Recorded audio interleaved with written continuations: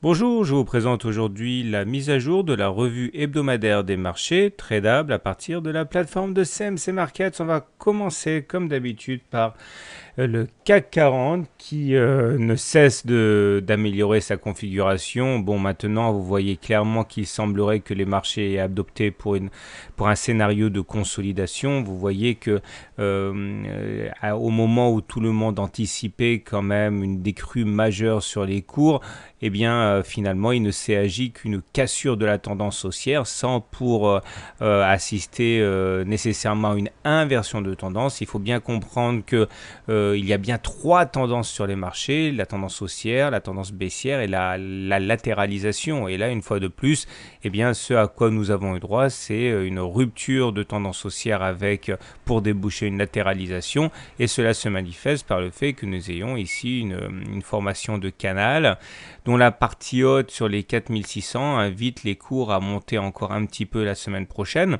On voit d'ailleurs que les divergences haussières cachées sur les indicateurs techniques étaient effectivement précurseurs de la hausse en cours, puisque on en a déjà parlé, je vais aller vite, le MACD, le stochastique et le momentum faisaient des plus bas, alors que sur le même laps de temps, les cours ne faisaient pas de plus bas. Ça s'appelle une divergence haussière cachée et effectivement c'est souvent un oscillateur d'une rémission. Et là, bon, les indicateurs techniques sont en amélioration. Le MACD est toujours sous son signal, mais il se rapproche de la zone positive. Le stochastique est presque au niveau des 80, c'est-à-dire une zone très porteuse pour les haussiers. Et le momentum vient de recroiser son signal, sa ligne des zéros à la hausse. Autrement dit, nous ne sommes plus en tendance baissière. Si on regarde d'un point de vue purement chartiste, on retrouve ici notre canal de moyen terme entre 4050, 4100 et 4600 et nous sommes toujours en train d'évoluer à l'intérieur de cette vaste fourchette d'Andrews ici en bleu et on voit que le haut de la fourchette d'Andrews inviterait les cours à aller chercher les 4550 qui correspond plus ou moins à la zone déterminée par le haut du canal. Tant qu'on ne casse pas la médiane à la baisse, il n'y a aucune raison de penser qu'on n'ira pas chercher la partie haute de la fourchette d'Andrews. Une analyse purement Ishimoku nous montre que comme depuis la semaine dernière et la semaine d'avant et la semaine d'avant encore, eh bien, on est en tendance haussière puisque nous sommes au-dessus du nuage. Il y a validation de la tendance par la Chinku qui est au-dessus des cours, donc pas de doute à cet égard. Nous sommes en tendance haussière. Cette tendance peut bien évidemment s'inverser, mais pour l'instant, rien ne permet de dire que ce sera pour la semaine prochaine. On enchaîne avec l'indice phare allemand, le DAX 30, qui lui aussi s'avère être dans un scénario de latéralisation dans un canal. Les indicateurs techniques sont aussi en amélioration. Le MACD est maintenant positif, en dessous de son signal certes, mais positif. Le stochastique est tout près de passer au-dessus de la zone des 80, ce qui est bien. Et le momentum, un petit peu en retard, se bat pour traverser la ligne des zéros, mais ce n'est plus très loin à présent. L'analyse également chartiste nous montre que nous sommes presque au contact, pour ne pas dire au contact du haut de la fourchette d'Andrews bleu. Alors c'est là que justement les choses risquent de se compliquer la semaine prochaine puisque ça va être une zone de résistance. Ici, il faudra trouver un second souffle pour arriver à s'extirper de cette borne haute. La dernière fois qu'on a essayé de le faire, c'était ici et là. Vous voyez, ça n'a pas forcément été couronné de succès. Tout en bas, on a toujours notre zone de support des 8900-9000 qui s'est révélée tout à fait efficace pour empêcher un enfoncement des cours sur le DAX. L'analyse Ishimoku confirme tout cela. Nous sommes bien en tendance haussière. De toute manière, à partir du moment où là aussi on avait rebondi sur le nuage et on était au-dessus du nuage, eh bien on était en tendance haussière. Et nous avons confirmation de la Chinku qui, elle aussi, sur le DAX est au-dessus des prix. Donc, pas d'alerte pour la semaine prochaine. En plus, pour terminer, vous regardez la bougie de la semaine qui vient de s'écouler est une bougie sans mèche haute, autrement dit il y a une très grosse pression haussière et on termine sur les plus hauts de la semaine, ce qui naturellement est plutôt optimiste, plutôt porteur, plutôt favorable aux haussiers la semaine prochaine. On enchaîne maintenant avec les marchés américains, à commencer par le S&P 500 qui lui aussi se porte très bien puisqu'on enchaîne des plus hauts. Le MACD vient de croiser son signal à la hausse, c'est très bien. Le stochastique est au-dessus de 80 maintenant depuis 4 semaines, donc la zone de surachat, donc la zone porteuse pour les haussiers, c'est bien. Le momentum est positif. On a quand même une double divergence baissière sur le MACD et sur le momentum puisqu'on n'a pas fait de plus haut sur ces deux indicateurs pendant qu'on en faisait sur les cours.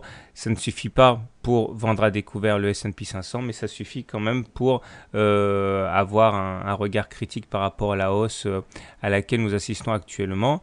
Ce qui est plus ou moins confirmé par une analyse chartiste du S&P 500, puisqu'on voit bien que nous sommes à l'intérieur d'un biseau ascendant. Or, on sait que les biseaux ascendants se cassent généralement par le bas, donc il faudra surveiller ça. On a bien essayé d'enfoncer déjà ici le biseau par le bas, c'était lors de cette formation de bougie, mais finalement, même si l'enfoncement a bien été réel, on a finalement réintégré en clôture hebdomadaire le biseau, donc ce qui a éloigné le danger. Pour l'instant, nous sommes simplement en train de graviter entre la borne haute et la borne basse du biseau ascendant. L'analyse Ishimoku du S&P 500 nous montre aussi que nous avons a priori aucune raison de nous en faire pour la semaine prochaine puisque nous sommes au-dessus du nuage, mais aussi au-dessus de la Kijun, de la Tenkan et la Chinku et au-dessus des prix, donc rien à signaler. On enchaîne et on termine les indices US avec le Nasdaq qui présente une configuration très similaire puisque les cours inscrivent des plus hauts régulièrement en semaine. Là aussi, les indicateurs techniques sont très bien orientés avec un momentum positif, un stochastique au-dessus de 80 MACD qui est au-dessus de son signal. Mais là aussi, vous remarquerez la petite divergence baissière sur le momentum puisqu'on n'a pas fait de plus haut pour accompagner les plus hauts faits sur l'indice américain, sur le Nasdaq 100. Au niveau chartiste, on voit qu'on est en train d'essayer de casser par le haut, ce qui est déjà pas une mince affaire, un biseau déjà ascendant pour finir une rotation haussière dans un canal dont la pente est encore plus pentue, plus haussière. Et si on devait arriver à la fin de ce mouvement, on pourrait même aller chercher les 4150, 4200. Pour l'instant, on est toujours en train de batailler pour casser ce canal par le haut. L'analyse Ishimoku nous montre également que les choses sont très bien orientées pour le Nasdaq 100, puisque nous sommes au-dessus de la Tenkan, au-dessus de la Kijun, au-dessus du nuage, avec la confirmation de la Chikou qui est au-dessus des cours. Donc là aussi, rien à signaler. On va terminer avec le grand malade, l'euro-dollar, qui ne cesse d'enchaîner des bougies rouges. On voit que le MACD est en dessous de son signal, il est négatif. Le stochastique est en dessous de 20, la zone de survente. Donc normalement, on n'est pas censé acheter dans ces configurations techniques-là. Et le momentum est négatif et malheureusement, on ne voit pas de divergence haussière, c'est-à-dire que on n'a pas une situation où les indicateurs techniques ne feraient pas de plus bas alors que l'euro-dollar en ferait. Bien au contraire, on confirme les plus bas sur les indicateurs tels qu'on les aperçoit sur l'euro-dollar. Donc à ce niveau, il n'y a pas véritablement d'alerte haussière. Bien au contraire, regardez là le canal bleu dans lequel nous évoluons depuis quelques mois a été cassé cette semaine. Donc il y a une accélération de la baisse et c'est vrai que le fait que l'on ait cassé ce support ici, les 1,31, 1,315, a entraîné des ventes sans doute à la fois panique et spéculative à la baisse.